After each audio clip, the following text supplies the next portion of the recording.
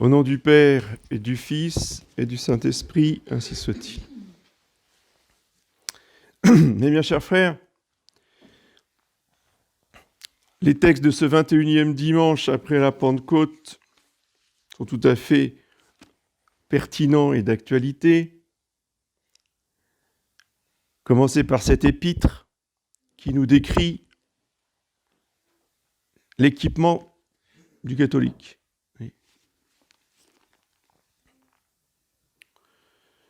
Saint Paul s'adresse à des confirmés, donc à des soldats de Jésus-Christ. La première chose qu'on enseigne à des soldats, c'est de savoir reconnaître l'ennemi. Parce qu'un soldat qui ne sait pas contre qui il se bat, il est incapable de se battre.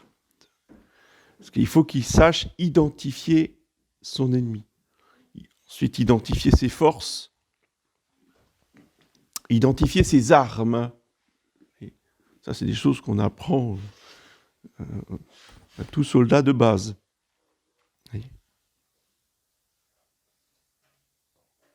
Et les catholiques ne connaissent pas leurs ennemis.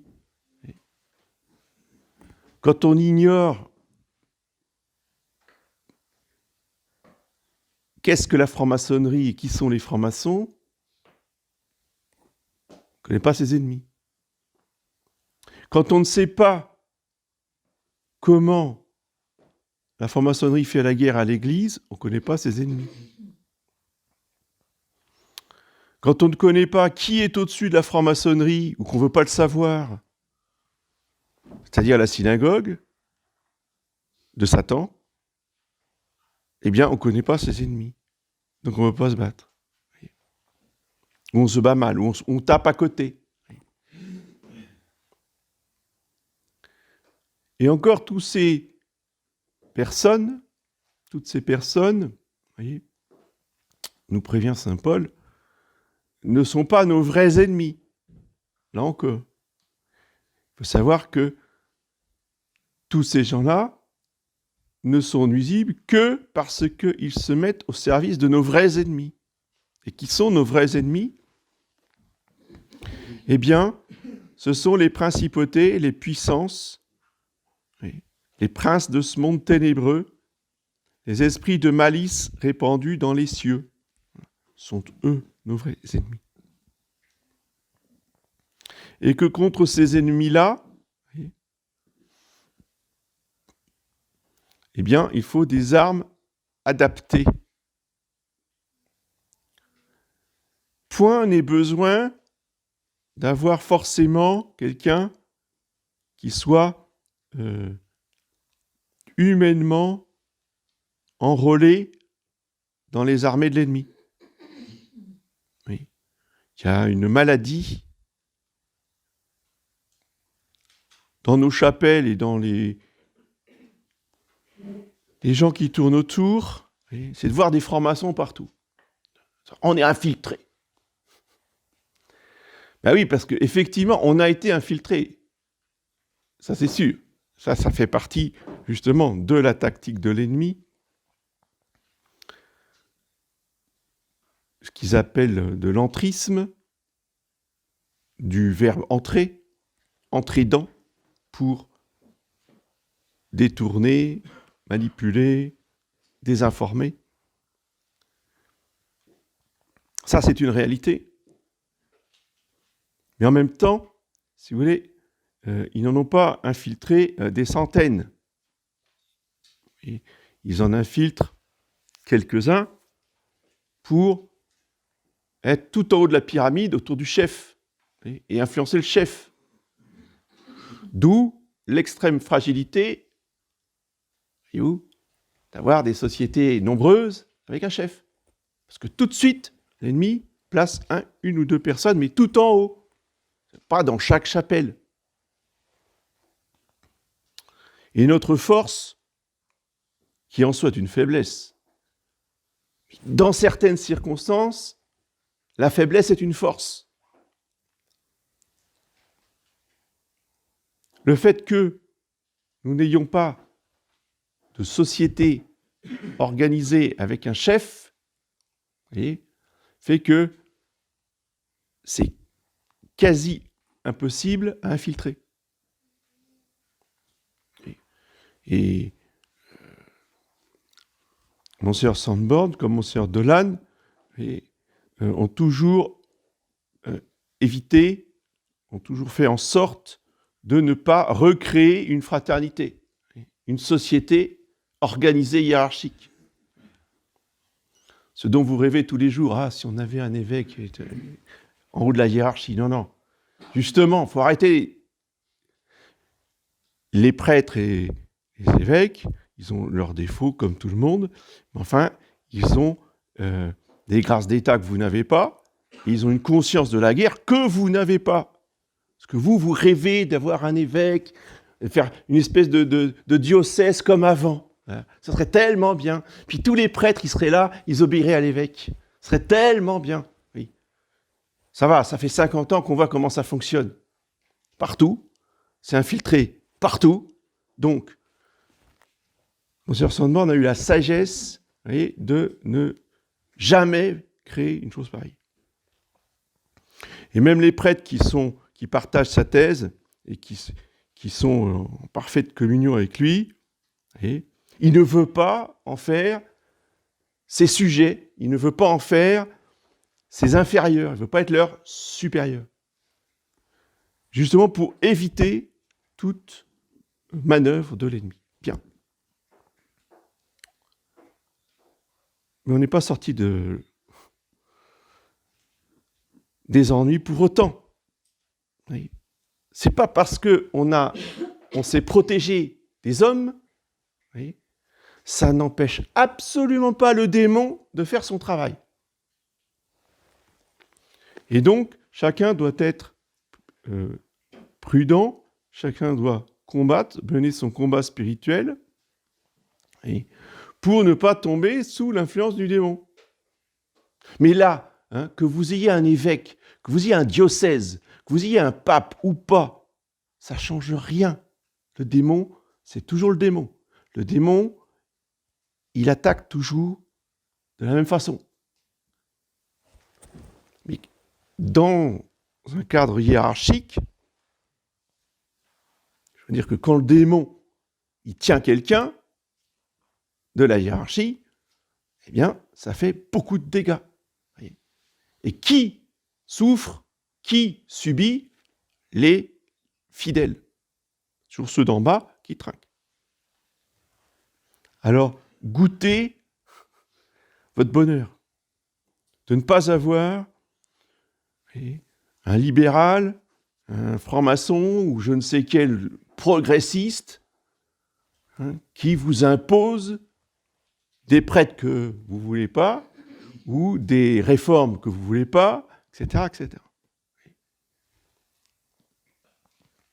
Au moins, nous suivons des règles catholiques de l'Église d'avant, où justement,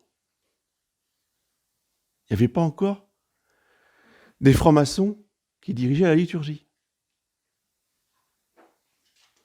Je dis ça parce que on me le reproche. Enfin, pas qu'à moi, enfin, tous les prêtres en plus, là, pour une fois qu'on est tous d'accord. Alors il y en a qui nous disent « Ouais, vous n'êtes pas catholique, vous désobéissez au dernier pape. » Ah bah oui, il faut toujours que le démon, si vous voulez, il est là. Et c'est contre le démon que nous luttons. Même s'il n'y a pas d'infiltré, le démon, il est là. Je trouve que c'est une question de bon sens, que avec le recul de l'histoire, quand on sait que 2 francs-maçons ont fait la réforme liturgique d'après 54, en respectant bien de ne jamais franchir la ligne de l'orthodoxie, donc c'est tout à fait orthodoxe. Je suis d'accord. Parce qu'il y avait un pape, donc la liturgie sous un pape catholique ne peut pas attaquer la foi, nous sommes bien d'accord, Mais il n'empêche que ces réformes allaient dans un sens. C'était une étape vers la réforme de Paul VI, parce qu'ils étaient toujours là, sous Paul VI, pour faire la réforme. Ce sont les mêmes qui ont fait la réforme de Pie XII et la réforme de Paul VI. Bon, qu'est-ce qu'on fait ? On suit avant ces gens-là. Ça me semble du bon sens que, et là, on est tous d'accord, sauf un. Parce qu'il faut toujours qu'il y ait exception. Mais on est tous d'accord. Donc, je redis fortement, voyez, luttons contre les tentations du diable.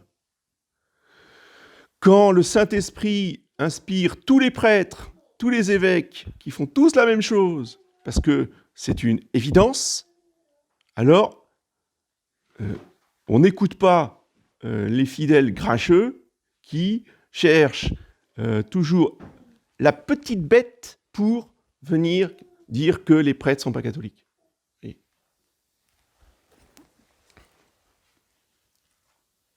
nous luttons contre les puissances de ce monde ténébreux. Il faut donc s'armer de l'armure de Dieu. Et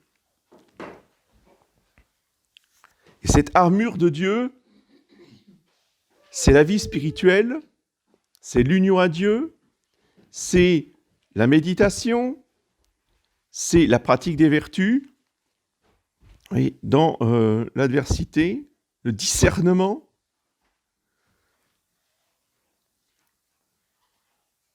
Et surtout, donc il y a tout ça, mais surtout, le plus important, c'est ce qui va venir. D'abord, le bouclier de la foi. Armez-vous surtout du bouclier de la foi. La foi, c'est le critère absolu pour ne jamais tomber dans les tromperies, les séductions du démon, qui peut vous sortir des liturgies magnifiques, des ornements magnifiques, du beau monde magnifique, des grandes orgues, et tout ça, et tout ça, et tout ça, des abbayes extraordinaires.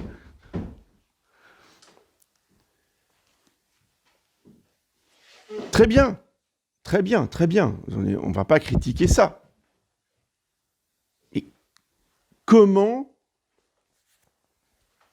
allons-nous discerner si cela vient de Dieu ou pas ? Uniquement par la foi. La doctrine catholique. Est-ce que c'est conforme à la foi de l'Église ou pas ? Si ça ne l'est pas, eh bien, c'est que ça vient du démon. Mais pourtant, il prêche si bien, et pourtant, il chante si bien. Oui, oui, oui. Mais ça ne suffit pas. C'est pas ça le plus important. On dit ça. Le plus important, c'est la foi.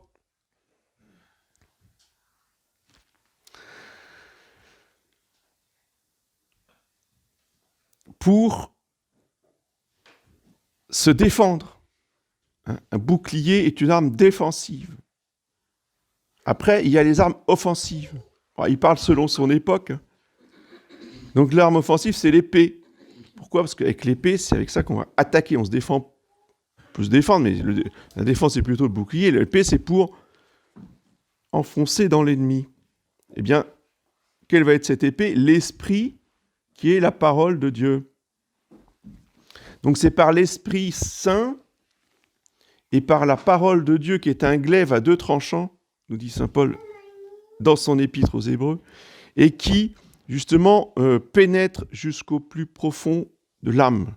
Et ça, c'est une force extraordinaire, d'où l'importance, de méditer la parole de Dieu et de la connaître, au moins dans ces grandes lignes, et de connaître l'Évangile en le lisant souvent. Si vous prenez l'arme que nous a forgée Léon XIII, qui est une arme moderne, l'armement, ça évolue avec le temps. Vous voyez, aujourd'hui, on va plus se battre avec une épée ou même avec un arc et des flèches. Bien que ça puisse servir dans certaines circonstances, mais l'armement a évolué. Eh bien, de même, pour les armes spirituelles, Léon XIII nous a créé une sorte de bombe atomique spirituelle qui est l'exorcisme de Léon XIII, qui est beaucoup, beaucoup plus puissante que toutes les autres prières qu'on pouvait réciter avant. Et surtout, il n'y avait pas de prière spécifique d'exorcisme pour les laïcs. Les laïcs, on leur priait le chapelet, des prières à Saint-Michel, etc. Oui, pour nous défendre. Mais il n'y avait pas, venant du général en chef des armées catholiques, une prière spécifique d'exorcisme. Ça, c'est Léon XIII qui l'a, non pas inventé, mais qui l'a créé. Et justement, comment est-ce qu'il l'a fabriqué, cette arme-là ? Eh bien, en mettant bout à bout, quasiment, et en reliant ces citations avec des phrases explicites de son cru, mais qui sont aussi inspirées des phrases du rituel pour les prêtres, parce que les exorcismes existaient, mais pour les grands possédés. L'intérêt de l'exorcisme de Léon XIII, je vous rappelle, c'est pas pour les possédés. Parce qu'on va dire, oui, mais nous, les laïcs, on ne peut pas le réciter, vous comprenez, qu'est-ce qu'on est, nous, pour exorciser des possédés ? Mais non, mais pas du tout, ça n'a rien à voir. Qu'est-ce qu'on exorcise avec l'exorcisme de Léon XIII ? On exorcise l'Église de Dieu. C'est marqué en toutes lettres, dans la prière. On exorcise l'Église de Dieu. Parce que l'Église de Dieu est pénétrée par les sectes diaboliques, les esprits impurs, etc., mais aussi les sectes diaboliques. En particulier les francs-maçons, mais il n'y a pas que. Il y en a d'autres. Oui. Et cela, c'est une stratégie militaire nouvelle liée à une révélation que Léon XIII a eue, que Satan avait reçu la permission de Jésus-Christ, justement, de détruire l'Église. Il lui a donné 100 ans et plus de pouvoir pour détruire l'Église. Il paraît que Léon XIII, quand il a entendu ça et qu'il est sorti de sa chapelle, il était livide. Il était blanc comme un linge. Parce que quand on entend une chose comme ça et qu'on est pape, je veux dire, on ne peut être que absolument bouleversé. D'où les prières après la messe, tout de suite, il a commencé par ça, et il exigeait que le cardinal, préfet de la congrégation des rites, ordonne à tous les prêtres de dire ces prières après la messe, et ensuite, il a, dans un deuxième temps, rédigé l'exorcisme pour les fidèles. Oui. Évidemment que c'est une prière que nous devons dire régulièrement, et peu de fidèles ont conscience de ce que il faut aujourd'hui réciter cette prière dans la bataille que nous menons. Et que c'est la seule prière qui nous mènera à la victoire. C'est pas de défiler dans les rues. Défiler dans les rues, ça sert à rien. Ça les amuse plutôt, vous voyez, de voir des centaines de milliers de gens, voir des millions de gens dans la rue, oui, très bien. Et alors, vous allez faire quoi ? Parce que 2017, on vous attend. Hein. Il a dit, hein, venez me chercher. Hein. Il n'y a personne qui est allé. Hein. Et je crois qu'on va pouvoir entendre longtemps encore. Parce que la guerre, elle n'est pas humaine. Donc, il faut arrêter d'attendre que des hommes fassent quelque chose. Ça fait 20 ans que je dis qu'il ne faut pas aller voter. Je ne me suis pas fait que des amis. Ça ne sert à rien. Et aujourd'hui, je vous dis, ça ne sert à rien d'aller manifester. Parce que la guerre évolue. Oui. Et qu'on a toujours une guerre de retard. Vous avez remarqué 14-18, hein, on y allait comme si c'était 1870. Et puis, évidemment, la ligne Maginot, c'était le moyen fantastique qui allait arrêter les Allemands. Enfin, bref, je ne développe pas, mais vous avez compris l'idée. En 1945, c'était pareil, c'était pire.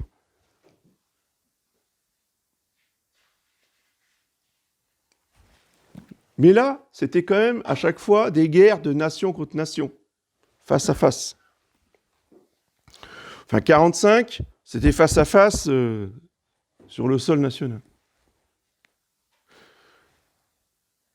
Les guerres coloniales, c'est la guerre de la subversion. C'est pire.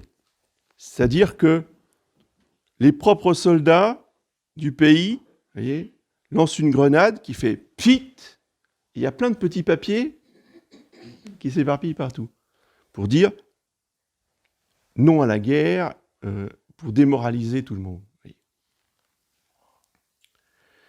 La guerre de subversion, c'est déjà une guerre psychologique qui s'attaque au mental.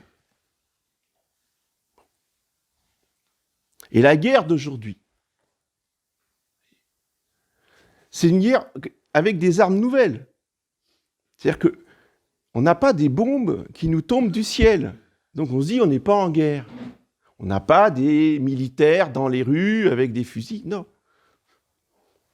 On a des médecins qui veulent nous garder en bonne santé et qui nous font des piqûres. Vous voyez ? Ça, c'est une nouvelle façon de faire la guerre. Mais ça, c'est qu'une étape. Vous voyez ? Parce que qu'est-ce qu'il y a dans ce vaccin ? On ne sait pas, il y a des choses. Et ensuite, l'aboutissement de cette guerre que nous avons aujourd'hui, rapport à la Salette, toujours revenir au secret de la Salette, ce n'est plus un conflit armé entre hommes. Oui. Ce n'est plus une armée d'une nation contre une armée d'une nation, ou des armées de certaines nations contre d'autres armées d'autres nations, puisque c'est global, puisque c'est mondial. Donc il n'y a pas de conflit entre certaines parties du monde. C'est le monde entier qui est pris dans ce conflit. Et ce conflit, ce que nous n'avons pas encore compris, même beaucoup parmi nous, pas encore compris, que c'est un conflit entre les armées de Saint-Michel et les armées de Lucifer. Que ce qui nous arrive bientôt, c'est la religion de Lucifer. Mais Saint-Michel va vaincre cette religion de Lucifer, il va vaincre Lucifer lui-même, il va vaincre ses démons. Et nous allons avoir affaire à des combats entre les anges, les bons et les mauvais. Évidemment, pour nous, ça paraît... Pour des hommes du XXIe siècle, si vous voulez, nous sommes à des années-lumière d'un tel combat. Et pourtant, c'est bien ce qui va arriver. Et que les 3 jours de ténèbres annoncés par Notre-Dame à la Salette, eh bien, c'est juste l'assaut final. C'est-à-dire qu'après les 3 jours de ténèbres, il n'y a pas d'armistice.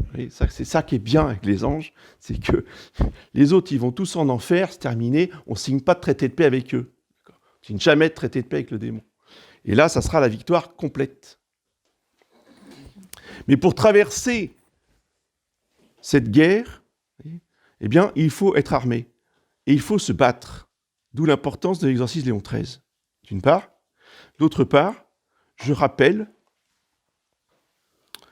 que notre Seigneur nous a donné un moyen de protection.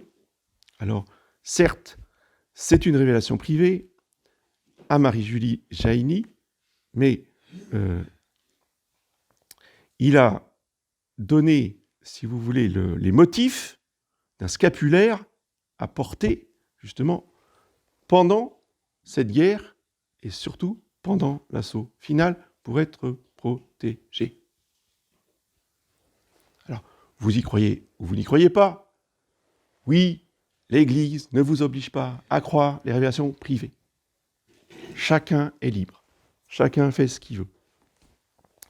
Mais ceux qui veulent être protégés pour la gloire de Dieu, pour justement collaborer, servir le règne du Sacré-Cœur de Jésus, il faut porter dès maintenant sur soi, pas simplement dans la maison, sur soi, le scapulaire de Marie-Julie. Bon.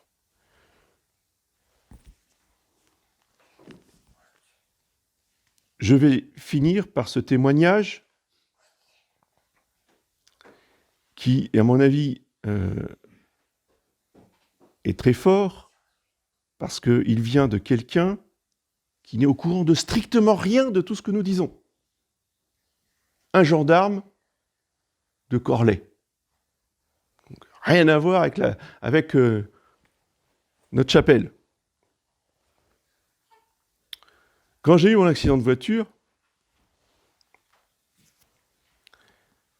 eh bien, les gendarmes ont vidé la voiture. Toutes les affaires qu'il y avait dedans. Eh bien, il y a un gendarme qui a eu la curiosité de lire, c'est-à-dire d'ouvrir le sachet, d'enlever le papier et de lire le papier qu'il y avait avec mon scapulaire de Marie-Julie qui était dans ma voiture. Et c'est lui qui a expliqué que j'avais eu mon accident le jour de l'apparition, de la révélation du scapulaire de Marie-Julie. D'accord ? Alors, ce scapulaire est très puissant, ce scapulaire protège, et même quelqu'un qui n'a rien à voir avec notre sainte religion a été capable de faire la relation entre la révélation de ce scapulaire et ma protection dans l'accident. Vous en faites ce que vous voulez. Mais sachez que j'ai un stock de scapulaires de Marie-Julie. Pour ceux qui en veulent, ils viennent m'en demander. Au nom du Père et du Fils et du Saint-Esprit.